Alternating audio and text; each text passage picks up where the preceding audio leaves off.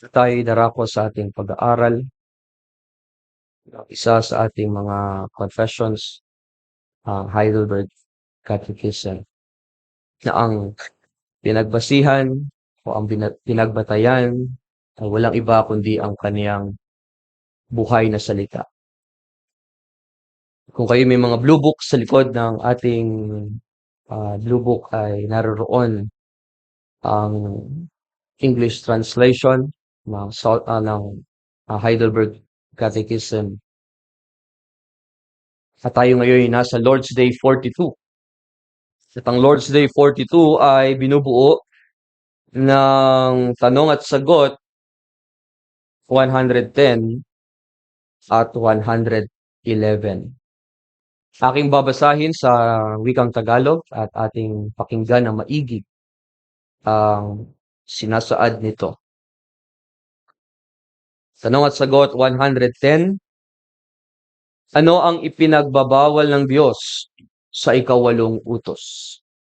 Sagot: ipinagbabawal ng Diyos hindi lamang ang mga pangungupit at pagnanakaw na pinarurusahan ng mahistrado.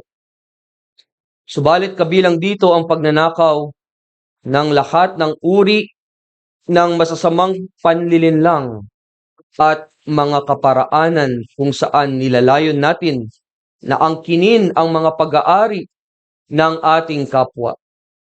Ito man ay sa pamamagitan ng dahas o tila naaayon sa katuwiran, sa pamamagitan ng madadayang mga timbangan, mga iba't ibang panukat, mga mapanlinlang na paninda, mga huwad na salapi, labis na pagpapatubo, o sa anumang paraan na ipinagbabawal ng Diyos.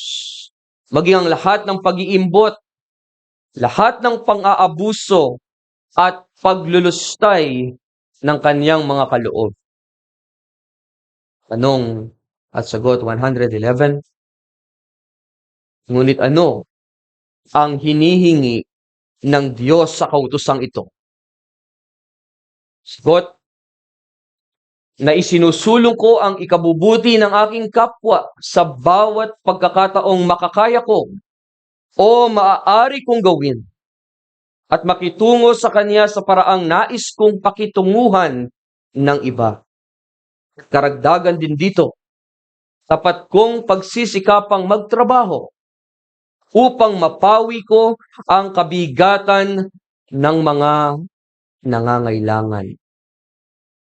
Mga minamahal na kapatid sa ating Panginoong Hesukristo, nakita natin noong mga nakaraang pag-aaral sa ika-6 na utos, hindi lang pala yung aktwal na pagpaslang, pati pala sa isip, sa salita, sa kilos, ang pagkamuhi at galit sa kapwa ay nagkakasala na tayo ng pagpatay.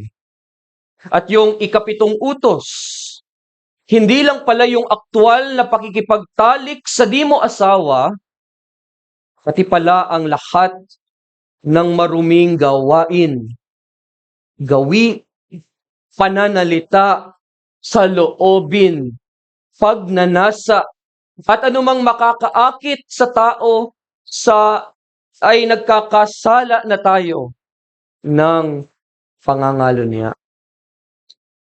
Ngayon tayo ay nasa ika-8 utos na sinasabi at siyang ating binasa at inalala na pakinggan kanina, huwag kang magnanakaw. Maaring sinasabi mo, madali lang yang gawin, pastor. Maaring sinasabi mo sa iyong katabi, sa kanino man, madali lang yang gawin. Ibig sabihin lang yan ay basta huwag mong kukuhanin ang hindi sa iyo. Huwag kang magnanakaw sa tindahan ni Aling Nena. Huwag kang dudukot o kukupit sa pitaka ng tatay o nanay mo. Huwag kang mangungurakot kung ikaw ay nasa gobyerno. Huwag kang mang-i-scam o manloloko ng iyong kapwa. O di ba, pastor? O di ba? Napakadali lang. Merong dalubhasa sa kautusan ang nagtanong sa ating Panginoong Hesukristo. At ang tanong niya ay, sino ang aking kapwa? At ang sagot sa kanya ni Jesus ay isang parable. At yon, ang alam kong familiar tayo, ang the parable of the Good Samaritan. Siyang ating mababasa sa Luke chapter 10. Ngayon ay ating basahin at samahan ninyo kung buksan ang inyong mga Biblia sa Luke chapter 10 verse 25 up to verse 37.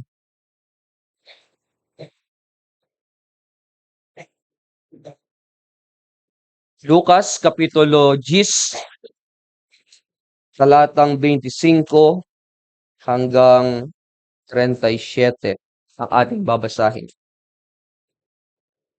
May isang dalubhasa sa kautusan ang tumindig upang si Jesus ay subukin na nagsasabi, Guro, anong dapat kong gawin upang magmana ng buhay na walang hanggan?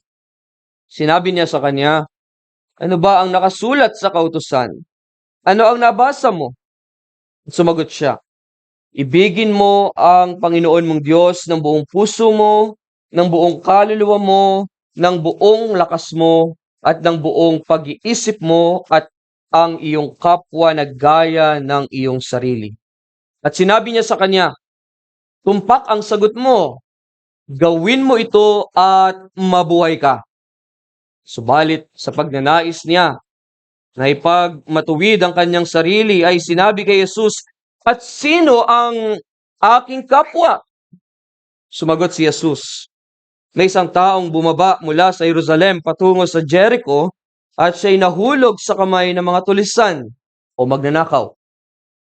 Hinubaran siya ng mga ito at binugbog.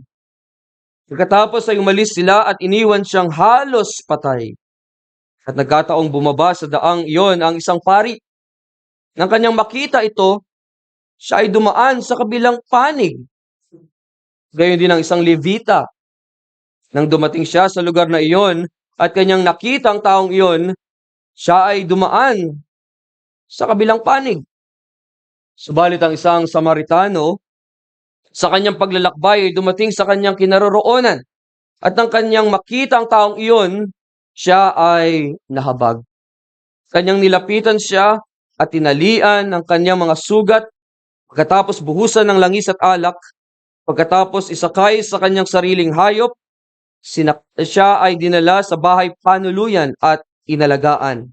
Nang sumunod na araw, dumukot siya ng 2 denaryo at ibinigay sa may-ari ng bahay panuluyan at sinabi niya, alagaan mo siya at sa anumang karagdagan mo pang gastusin ay babayaran kita sa aking pagbabalik. Ano sa palagay mo? Alin sa tatlong ito ang naging kapwa-tao sa nahulog sa kamay ng mga tulisan o magnanakaw? At sinabi niya, ang nagpakita ng habag sa kanya. Sinabi sa kanya ni Jesus, humayo ka at gayon din ang gawin mo. Narito ang ating paksa sa ating pag-aaral ngayong umaga o sa ating unang service. Ano ang hinihingi ng Diyos sa ika-8 utos? Ang ating unang punto na bibigyang diin, isulong ang kapakanan ng iba. Pangalawa na ating bibigyang diin, maging mabuting katiwala. Tingnan natin ang ating unang punto, isulong ang kapakanan ng iba. Ayon sa Catechism, ang pagnanakaw ay yung may dapat kang gawin.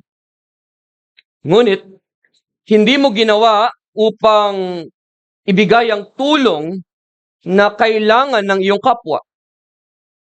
Tulad sa kwento ng ating Panginoon, halos iwan na ng mga tulisan o mga magnanakaw yung tao na patay.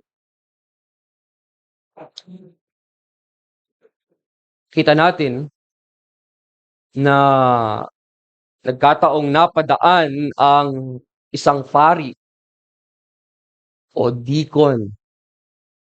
Nakita niya yung taong nakahandusay o marahil naghihingalo na dahil sa tinamong bugbog. Kaso, anong ginawa ng pari? Siya'y patay mali siya. At lumihis ng lakad na parang walang nakita. Ang nagsasabi, tulungan mo ako, pero sin mode ka lang. Tapos nagkataong ding napadaan ang isang Levita o mga confessing member ng iglesia. Kaso, gaya nung pari, ganoon din ang kanyang ginawa. Dito'y kapwa silang mayroong magagawa. Kaso hindi nila nasunod ang hinihingi ng Diyos na isulong ang kapakanan ng kanilang kapwa sa pagkakataong kaya sana nila. Alam nyo ba na iyon ang ugat ng pagnanakaw? Ang ugat ng pagnanakaw ay ang pagiging makasarili. Yun bang wala kang pakialam sa kapakanan ng iba? Yun bang ikaw, yung bang basta ikaw ay maginhawa, wala kang problema? Yun bang pagsasamantalahan mo ang iba, ang kanilang mga resources o mga pag-aari para sa iyong sariling kapakinabangan? Nakakahadlang, mga kapatid, ang pagiging makasarili upang ating maibigay ang nararapat upang ating maisulong ang kapakanan ng iba. Magbigay tayo ng halimbawa. Kung ikaw ay empleyado, 8 oras ang dapat mong gugulin sa iyong trabaho. Kaso, nakakalungkot, parati kang late o parati kang nahuhuli o maagang umuuwi o yung tinatawag na undertime. O madalas lagpas ang oras mo sa break time. 15 minutes lang, ginawa mong 30 minutes or 1 hour pa nga minsan. O yung lunch time, ay sobra ang iyong oras. O kung hindi mo ibinibigay ng tama ang iyong serbisyo o ginagamit mo ang iyong oras, imbis na ikaw ay maging productive,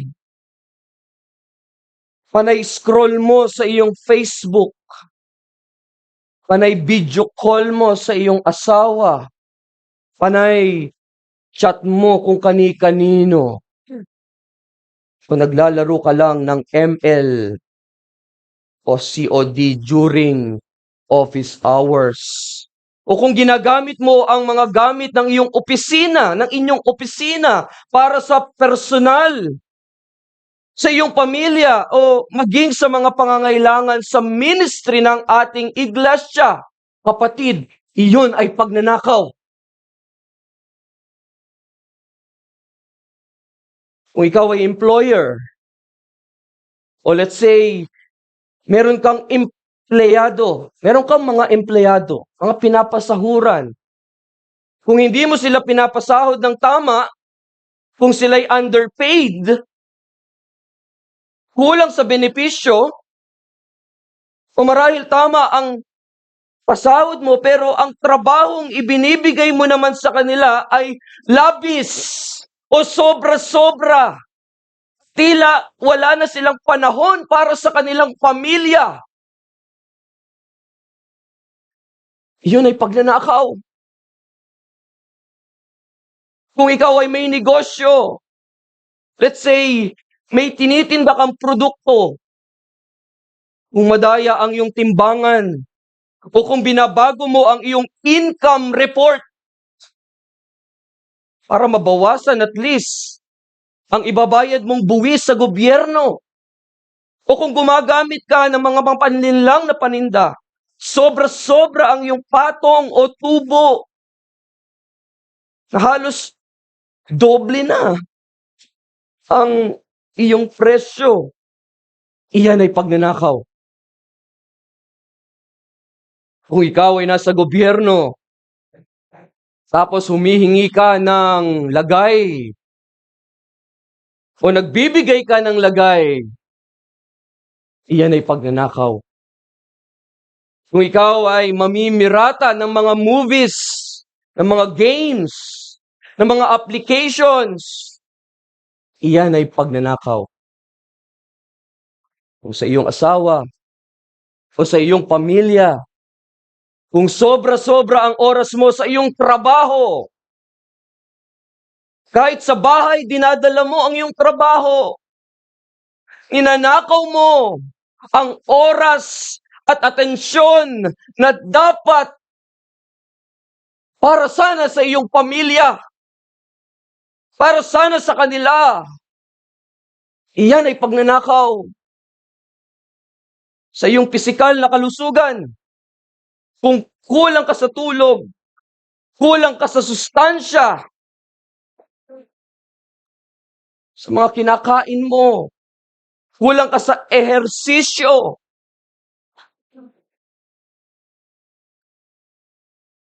ilang ito bumabagsak sa huwag kang papatay, huwag kang magnanakaw. Tama, huwag kang papatay. Hindi kasama rin. Ninanakawan mo pati ang iyong sariling katawan. Sa iglesia,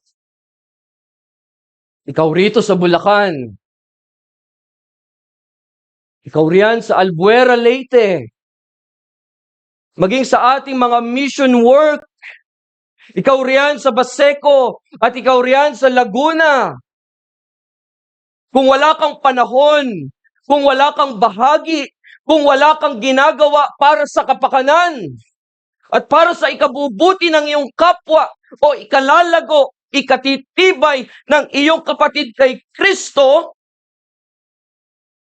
ninanakaw mo ang dapat na ibigay mo para sa kanila.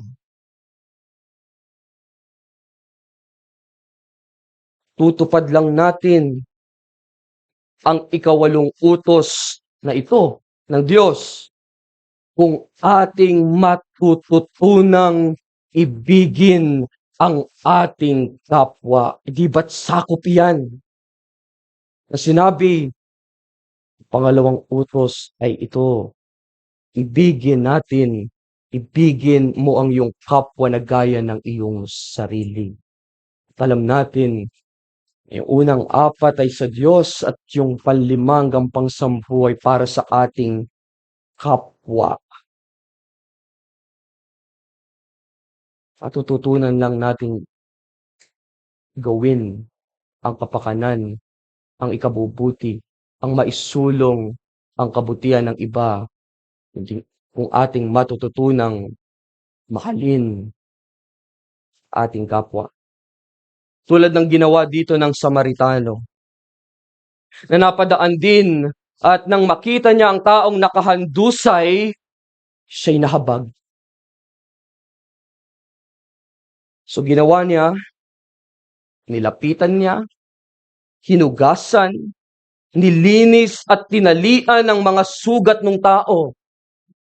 Tapos isinakay niya sa kanyang sinasakyang hayop upang dalhin sa isang bahay panuluyan at dooy kanilang o kanyang inalagaan. Ito pa, kinabukasan, binigyan niya ng pera ang may-ari ng bahay panuluyan at ibiniling alagaan. At kung mangyari mang merong karagdagang magagastos, ay babayaran niya sa kanyang pagbalik. Mga kapatid, ganito ang magkapwa-tao. Sa bawat pagkakataon, meron tayong magagawa o meron tayong kakayahan upang sumulong ang ikabubuti ng ating kapwa. Pangalawa sa ating pag-aaral, maging mabuting katiwala. Dito'y kailangan nating maintindihan ang prinsipyo na ang Diyos ang may-ari ng lahat ng bagay. God owns everything. At ito ay nagpapakita na ang lahat ng mga bagay sa mundo, pati na rin ang ating sariling buhay at kakayahan, ay mula sa Diyos at Kanya lamang. Ang pagiging may-ari ng lahat ng mga bagay ay nangangahulugang tayo ay mga tagapamahala o katiwala lamang ng mga ibinigay ng Diyos sa atin. Ang isang katiwala ay walang pag-aaring anumang bagay. At sa pagiging katiwala, wala siyang karapatang sabihing, akin ito, ito'y akin. Ang isang katiwala ay ang pagiging tagapamahala ng mga bagay na ibinigay lamang sa kanya para sa kabutihan ng kanyang master. Ang isang katiwala ay ang pagkilala na siya'y may pananagutan sa kanyang Panginoon tungkol sa mga bagay na ipinagkatiwala. Maaari rin nating manakawan ng Diyos sa pamamagitan ng pagsasamantala, sa pamamagitan ng pag-aaksaya, sa pamamagitan ng maling paggamit ng mga ibinigay niya para sa atin. Sabi ng Katekism, kung pagsisikapang magtrabaho. So ang gagawin natin ay magtrabaho tayong mabuti. Maging tapat tayo na magnegosyo. Mag-invest tayo wisely. Magkaroon tayo ng savings. At hanggat maaari,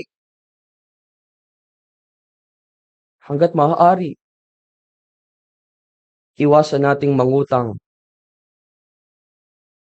sa home credit, sa GCash, sa mga lending application, sa credit card,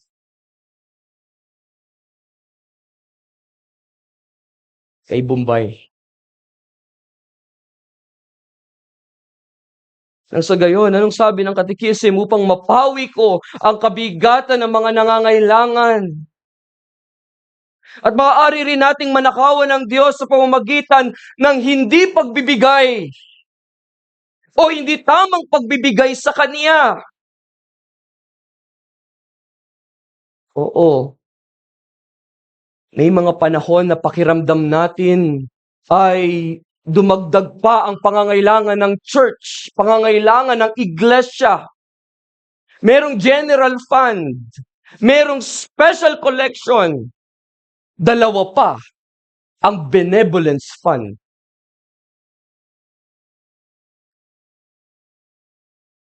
Ano? Ito yung hamon. Ano?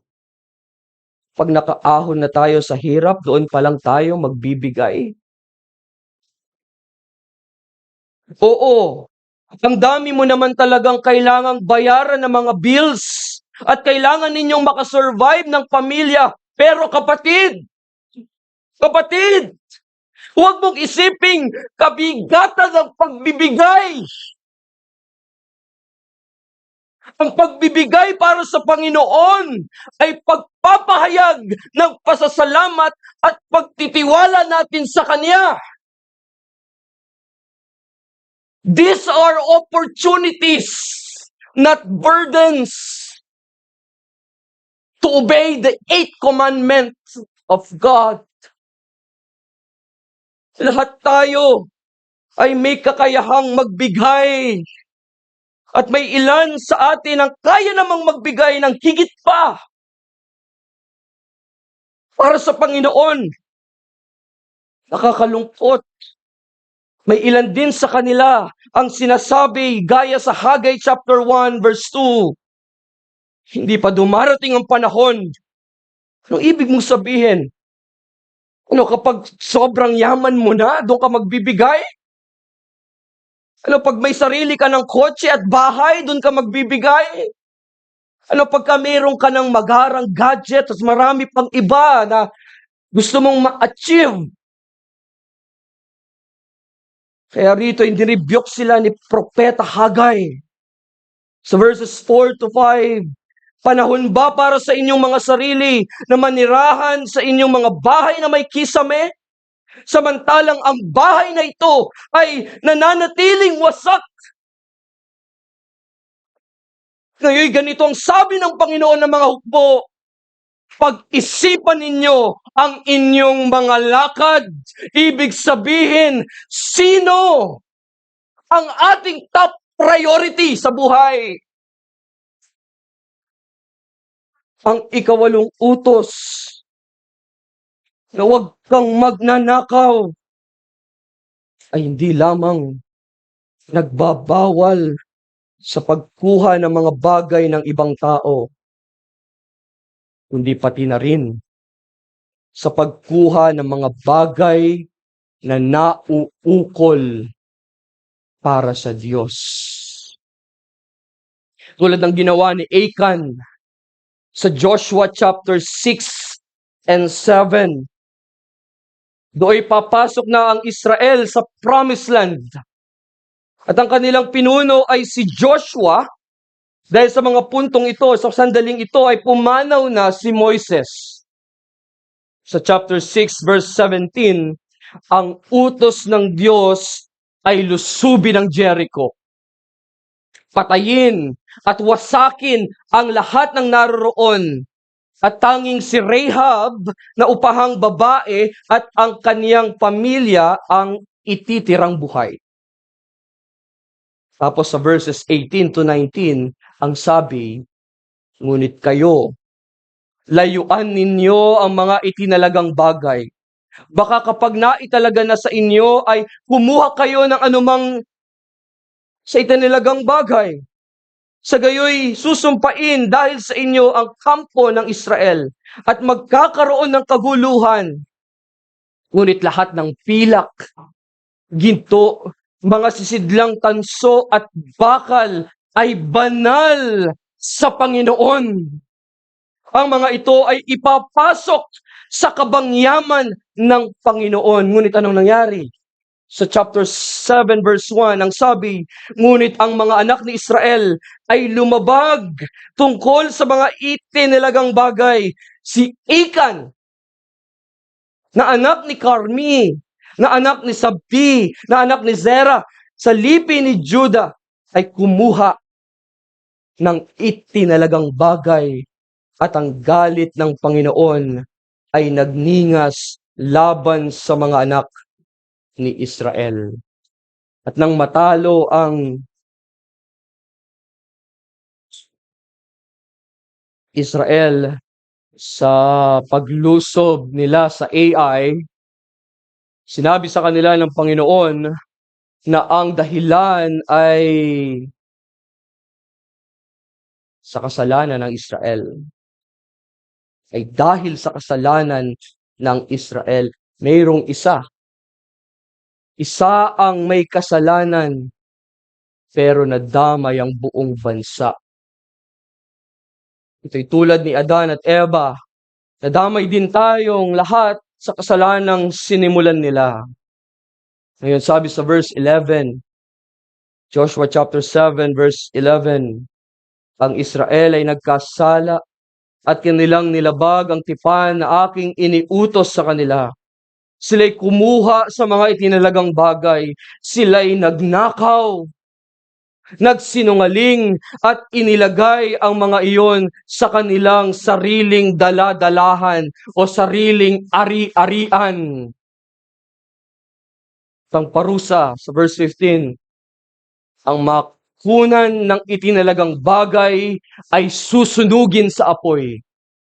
Siya at ang lahat ng niyang ari-arian, sapagkat kanyang sinuway ang tipan ng Panginoon at sapagkat siya'y gumawa ng kahihiyan sa Israel. Kaya kinaumagahan ang ginawa ni Joshua ay kanyang tinipon ang buong Israel. At akala ni Achan makakalusot siya. Nangyari, napili ang Judah. At mula sa Judah, napili ang angkan ni Zerah. Mula sa angkan ni Zerah, napili ang sambahayan ni Sabdi. At napili si Achan. Booking na siya. Wala na siyang lusot. Sinabi sa verses 25 to 26, at sinabi ni Josue or ni Joshua, bakit mo kami dinalhan ng kaguluhan? Dinadalhan ka ng Panginoon ng kaguluhan sa araw na ito. Anong ginawa sa kanila? Si Achan at ang kanyang buong sambahayan, pinagbabato siya ng mga bato ng buong Israel at kanilang sinunog sila sa apoy. Kanilang binuntunan siya ng mataas na bunton ng mga bato hanggang sa araw na ito at ang Panginoon ay tumalikod sa bangis ng kanyang galit. Kaya ang pangalan ng dakong iyon ay tinawag na Libis ng Akor hanggang sa mga araw na ito. Ang pagnanakaw, kinukuha mo ang akala mo'y kulang sa ibinigay sa iyo ng Diyos. Hindi ba't sapat ang biyaya ng Diyos sa atin?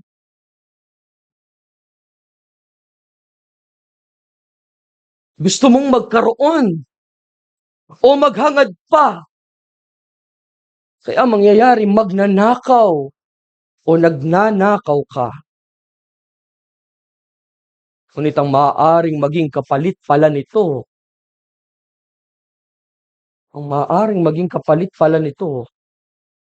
ay ang lahat ng nasa iyo ay mawawala. Ang lahat ng nasa iyo ay kukuhanin ng Panginoon. Mga kapatid, tayong lahat ay guilty. Tayong lahat ay napatunayang nagkasala sa ating mga puso dito sa ikawalong utos ng Diyos na huwag kang magnanakaw. At karapat dapat lamang na tayo'y parusahan, pagbabatuhin, sunugin sa apoy.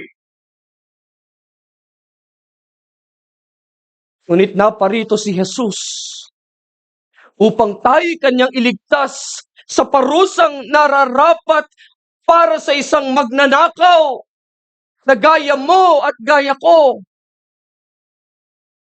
Na ang Diyos ay nagkatawang tao, namuhay na kasama natin, ibinigay ang kanyang sarili para sa atin na mga makasalanan. Siya lang naman ang mabuting Samaritano na naawa o nahabag sa ating mabahong kalagayan. Siya ang gumamot ng ating mga sugat. Siya ang nagbihis sa ating kahubaran. Siya ang nag-alaga hanggang sa tayo'y gumaling at mabuhay.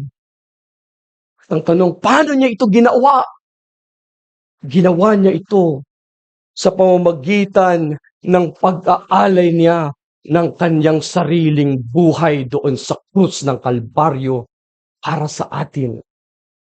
Siya'y hinubaran at sinugatan para sa atin. Siya'y ninakawan ng karangalang dapat ay sa kanya bilang Panginoon at Hari. Siya'y dinuraan, inalipusta, nilait, binugbog, sinaktan, pinahiya, ipinako sa krus hanggang sa mamatay. Sa kanan niya, may isang magnanakaw. Sa kaliwa niya, isa ring magnanakaw. Siya na nasa gitna ay tinrato din kasing sama ng mga kriminal. Bagamat wala siyang kasalanan, ibinilang siya na lumabag sa mga utos ng Diyos, sabi sa Isaiah 53 verse 12. Kaya kung hindi ka magtitiwala sa Kanya, ikaw ay matutulad sa isang magnanakaw na mapapahamak. Ngunit maliligtas ka kung ikaw ay tutulad dun sa isa na sa biyaya ng Diyos siya'y pinagkalooban ng pagsisisi. Inamin niyang siya'y makasalanan at karapat-dapat na maparusahan. At sa biyaya ng Diyos, siya'y pinagkalooban rin ng pananampalataya at siya'y nagtiwala kay Hesu Kristo lamang bilang kanyang tapat. Tunay na tagapagligtas. Kaya sasabihin din sa iyo ni Jesus, "Today, thou shalt be with me in paradise." Ngayon din, katotohanang sinasabi ko sa iyo, ngayon, ikaw ay makakasama ko sa paraiso. Amen. Tayo manalangin sa Diyos.